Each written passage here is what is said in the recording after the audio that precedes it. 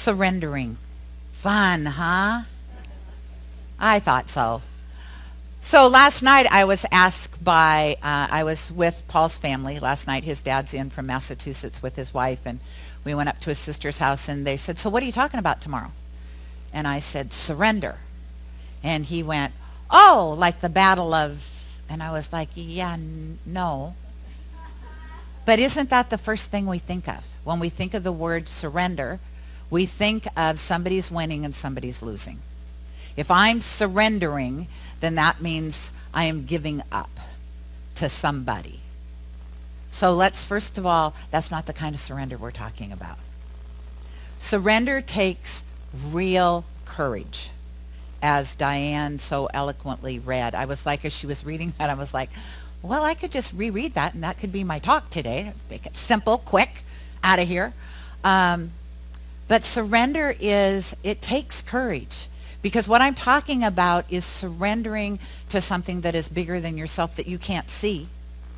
You certainly don't, you feel it sometimes, and there are times that you don't feel it at all. And boy, those are the times you really need to surrender, is when you don't feel it at all. And so surrender is that knowing that there is a power and a presence within you that is always there. This is what I love about this philosophy. It is realizing that truly, when I grasp this teaching, there is nothing for me to do, because that presence is always there. It is always within me. It is always around me. It is everywhere. And so if I could stand in that and know that, everything else would just be, right? And yet as humans, we have this thing that we feel like it can't be that easy. And that's why I said surrender takes courage. Because surrender really is letting go. And so I'm going to talk about 5 steps to surrender.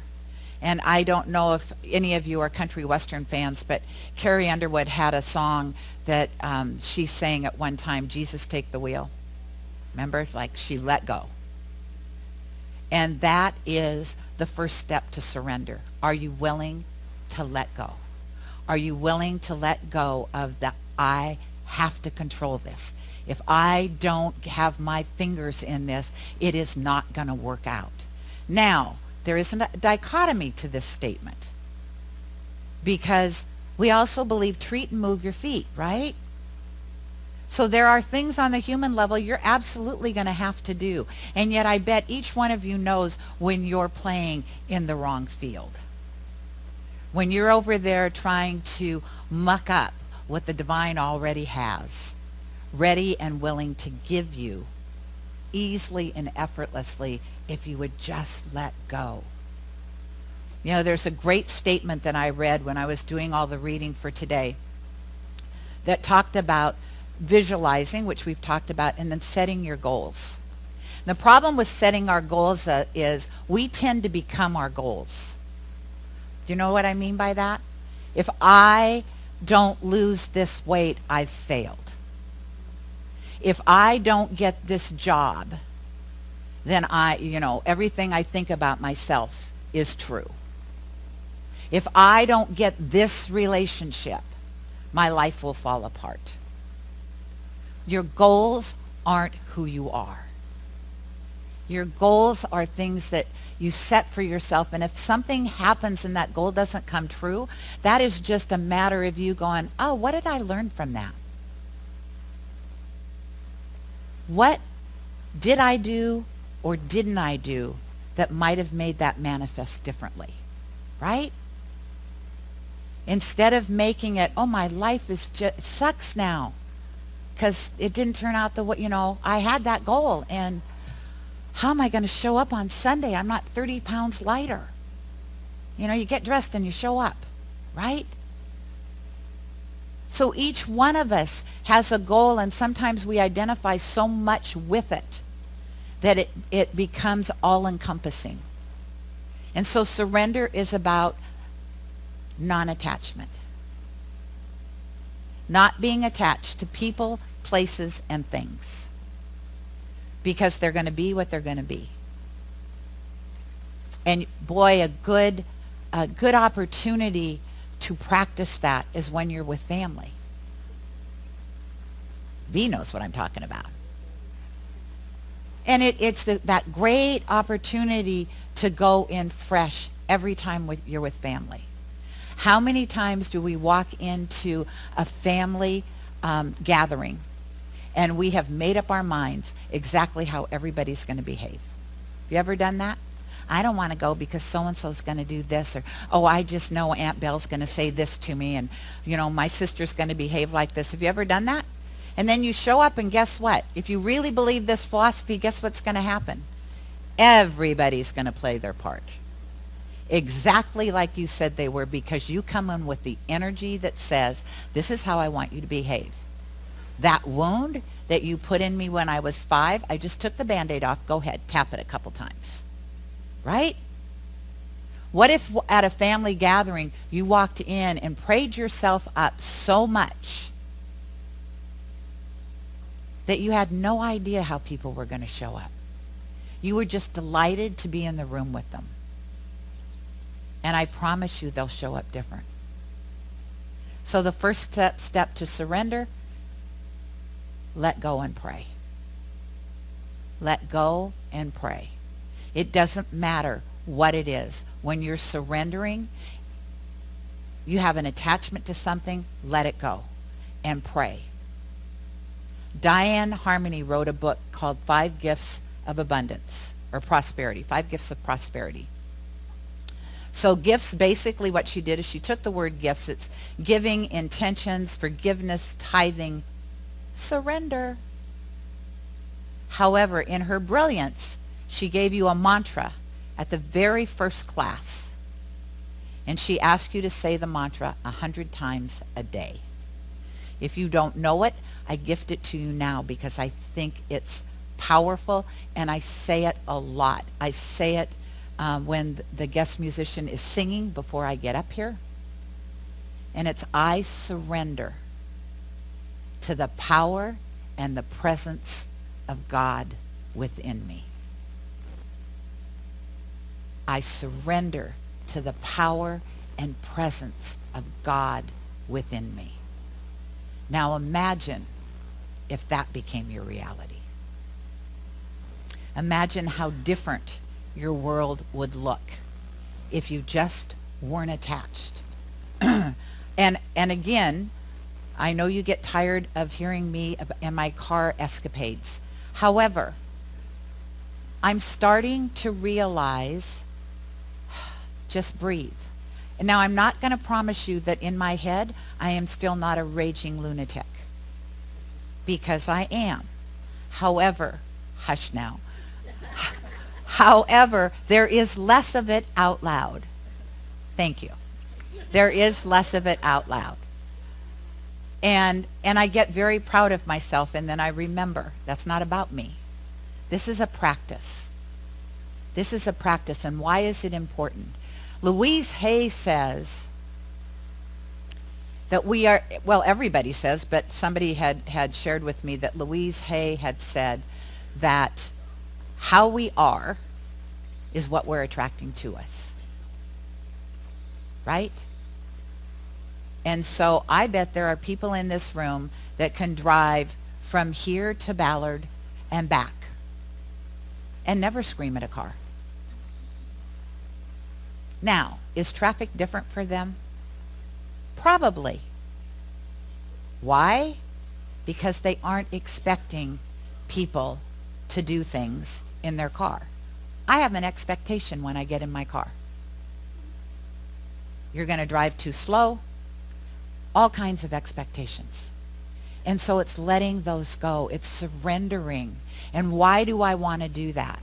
First of all, you probably want me to do it and get over it, and trust me, just so you know, I am so much better than I used to be. Somebody said to me, Gayle, why do you keep talking about that? Aren't you a minister? Aren't you supposed to get better? I'm going to share one story with you because she didn't know this, and I thought that everybody did. This is the way I used to drive. If you were going too slow, I was on your bumper so close, you couldn't have walked between our two cars. When there was a space for me to pass you, I passed you so close, I was trying to take your doorknobs off. When I pulled in front of you, I pulled in front of you so close that now you are hugging my bumper. That is how angry I was when I drove. So trust me, I am peeling back this onion, and every day I get so excited. I'm not her anymore. I am not her. She was crazy. Okay, yeah, I'm still crazy, but she was really crazy. And so, just really realizing how far you've grown. There is a practice in ask and it is given. When something comes into your life and you're like, I don't want to look at that. And there is that saying, I used to think it was Ernest Holmes, it was actually Carl Jung. What you resist persists. And so to pull something, when something comes in your life, to look at it if it's from your past and go, okay, let me see. Wow, look how much I've grown. I am not that person anymore. I have changed so much. Thanks for the opportunity that I could look and go, whew, look at me, yay, right? Every one of us can do that. Even if it was something you did yesterday. If you do it differently today, yay for you, right? This is a process. We are here to learn and to grow consciously. Some of the learnings are going to take a little bit longer, obviously, than others. Some of them are quick.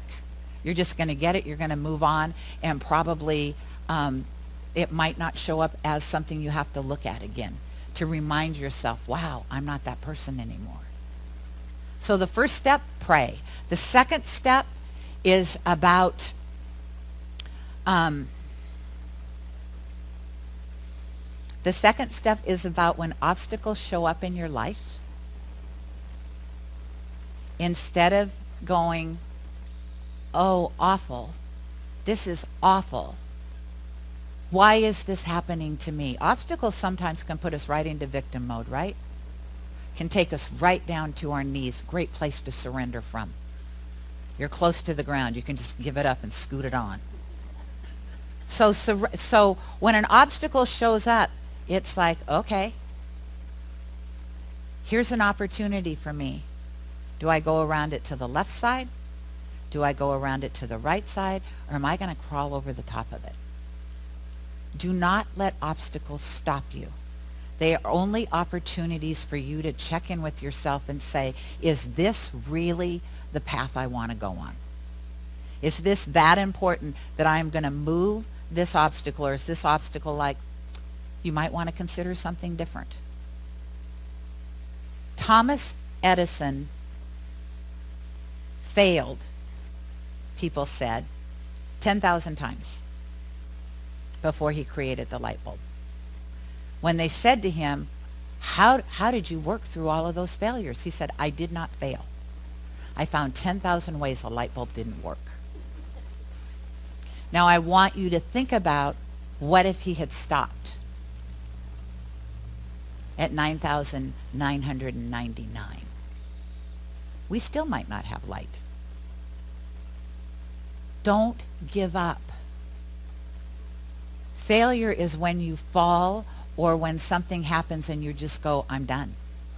I can't take this anymore. I'm just done. Instead of going, all right, universe, that's a nice sign. Whoopee. I'm so excited for the opportunity to figure out how I can move through this.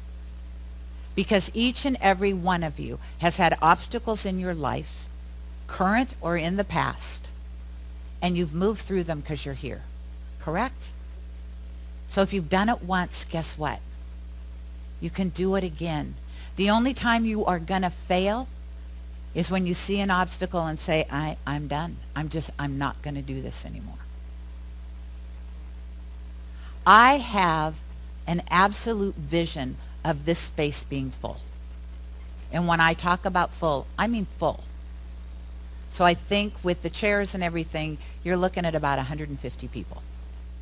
I have that vision every single day. I stand in the zero resistance zone. I claim it as my own. And at the end, I say, it is done, it is done, it is done. And Sunday, I show up and I visualize all the bodies that are here. You may not see them, I do. If it takes 10,000 times before these chairs are full, I will stand here 10,000 days in a row. Because I know that that is important not only to me, it's important to us as a community. Not because we need to be full, but because the more people in here, the more lives we are touching as a community that gives them an opportunity to go out and touch other people. If we're going to change the world, it starts here. It starts in this space. It starts with really feeling into, this is my tribe. These people get me. This is where I want to be when I'm riding high, and this is when I want to be when I'm at my lowest of lows. Because this is the community that will lift me up and support me. And I will tell you that the practitioners as a body got to experience that with Dr. Carol Batt last Sunday. After service, we all decided to go and see her at her recovery center. And we didn't have a meeting per se. We had a check-in, we prayed for each other, and then we did a chamber prayer around her. And it lifted her spirits, that it's noticeable in her voice, that she absolutely gets that she is an important part of this community. Now, sometimes we think we don't need to tell people that. I wouldn't think that I necessarily needed to tell Carol how important she was to my life and how important she was to people in this community. But we did, and she needed to hear it. So you don't not say something to somebody because you think, oh, they already know that. We all like to hear that we're loved, right? We all like to hear that we're important. We all like to hear that we matter. So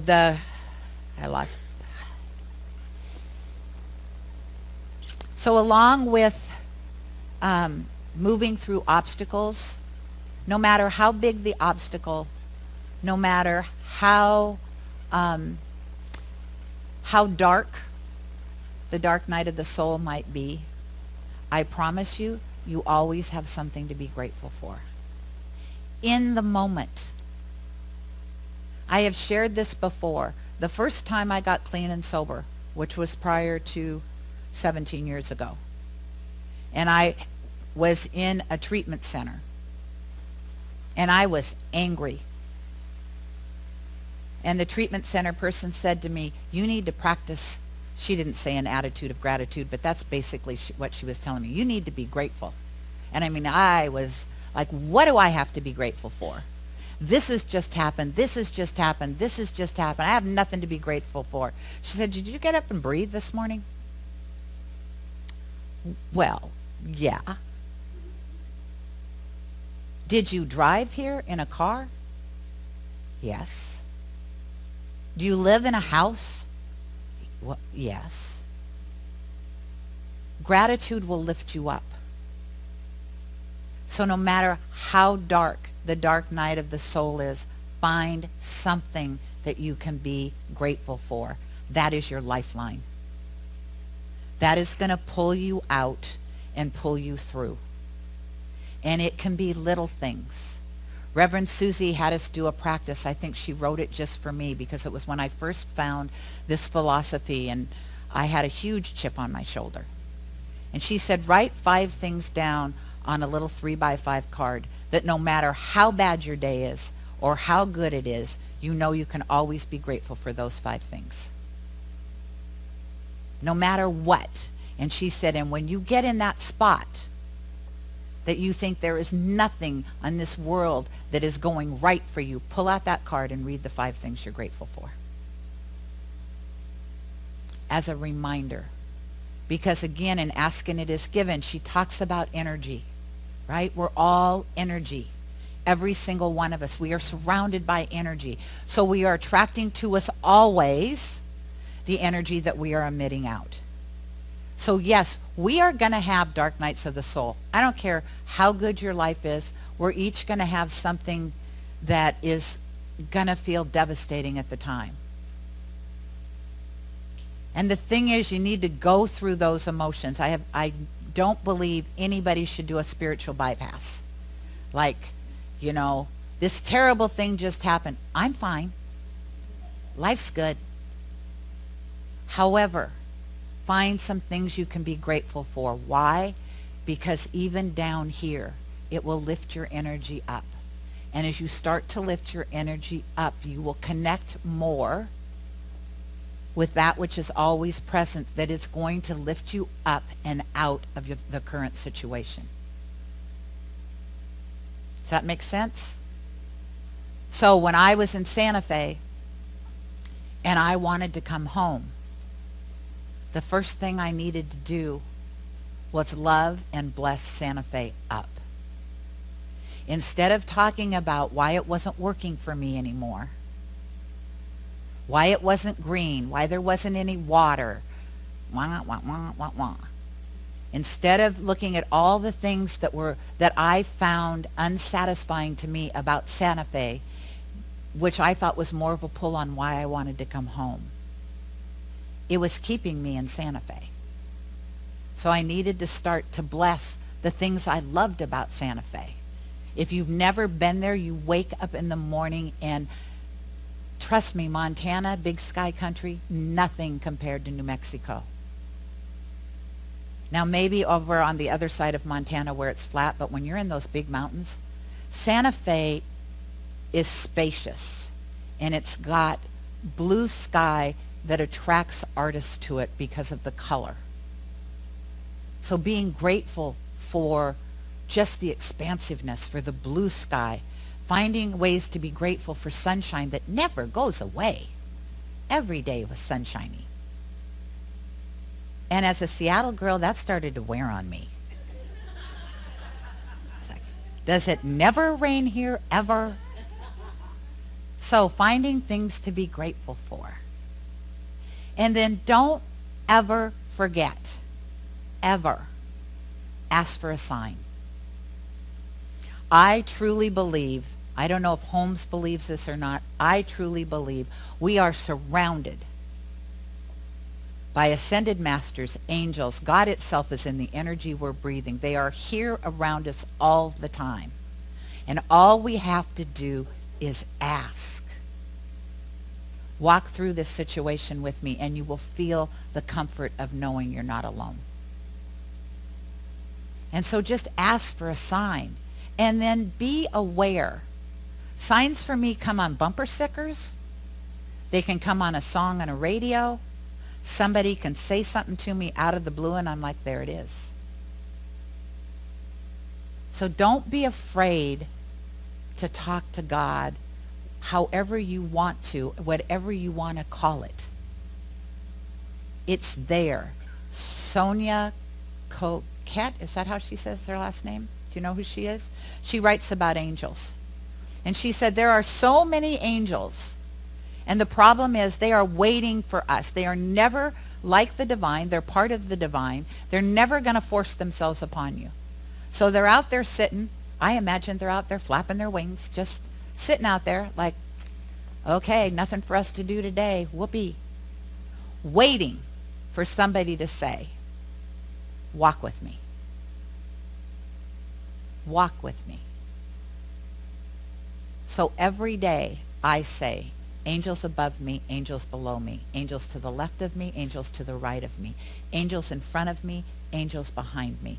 Walk with me today. Guide me. Show me the way. Does that separate me from God? Not at all. It's part of that divine energy. It is part of that ocean of energy that we live and breathe and have our goodness in. Don't be afraid to ask. Don't be afraid to surrender. And the fifth step is the hardest step of all. So you've surrendered. Surrender more. When you think that you have surrendered, I want you to dig deeper, and I want you to surrender more. Because I really want us to know and to believe that if we leap, the net is there. That divine presence is there. Some people would think that I am fearless about how I can do things, because I will do things, and if it doesn't work out, I'm okay with that. I'll do something else. For some people, that's difficult. They want to plan, they want to know, they want to make sure that all the dots are lined up perfectly, and then they want to think about it. And that's okay. We're different. We're different as humans. I love when I say that, and you can see people going, oh, that's me she's talking about. That is so me. It doesn't make me right or them wrong. What I ask you to do is surrender. In both cases, what I am doing all the time is surrendering. If this isn't right, show me a sign. If it's right, pull me forward. I would rather be pulled by a vision of my life than pushed by pain. And it's a choice. That is a choice. So you have 5 steps of surrender. The first one is pray. Stay unattached and pray. Let go of the wheel of life and know that it is being driven by something much bigger than you. Your higher self is in it, for you, with you always. When an obstacle shows up, instead of making it wrong, bless it and decide, I wonder why that obstacle's here. Why did the universe show me that right now? What am I supposed to do with that information? Am I supposed to go left? Am I supposed to go right? Am I supposed to move right through the obstacle? What is it? And listen. When you're in that dark night of the soul, or you're right in the middle of that obstacle and you think, oh, is the sun ever going to shine again? You have something you can be grateful for. And sometimes it's just, okay, I'm breathing. That's as good as it gets today. I'm breathing. And that's okay. That is okay to be in that place of just, I've got my breath. Don't be afraid to ask. If Sonia Coquette is right, you're surrounded by angels and they have nothing to do because none of us are asking. So my idea is, let's make them busy. Engage.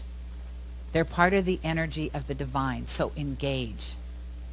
And when you surrender and you think, oh, I've got this. I have so surrendered. Surrender more. Because the minute your brain thinks you've surrendered enough, your ego has now entered into stopping you from really fully appreciating who you are and why you're here. So let's take a breath. If you want to, you can close your eyes. We're going to start off just by knowing, without a doubt, I surrender to the power and presence of God within me. It is the truth of who I am right here and right now. That magnificence, that love, that compassion, that all-knowingness that is God is me, every cell of my being. And because I know it is me, I know it's all of you, because it's everything everywhere. There is no place, anywhere, that one can go that cannot know the presence of the divine if they awaken and realize, I am it, and it is me. We are one. And so from that place of oneness, what I know right here and right now is each one of us allows ourselves to practice the spiritual principle of surrender, of letting go of our attachments, surrendering our not good enough, surrendering our doubts, surrendering our limitations, and opening up to that power and presence that is within us, around us, through us, as us. It knows all. It sees all. It is all. So how could we not know all, see all, be all when we just surrender into that ocean of good that is God? So I say thank you. Thank you right here and right now for this day, for this blessing, for this community. For every chair having the energy of fullness in it. For allowing people to be attracted to us from places known and unknown. To feel the love that is us, that is Genesis. So I turn all of these words over knowing that as it is spoken, it is done. God has said yes to each and every one of us, because that's what it does. It says yes. So be mindful, be clear, and be present. Knowing that is the truth, I let go, I let God, and together we say, and so it is. Namaste.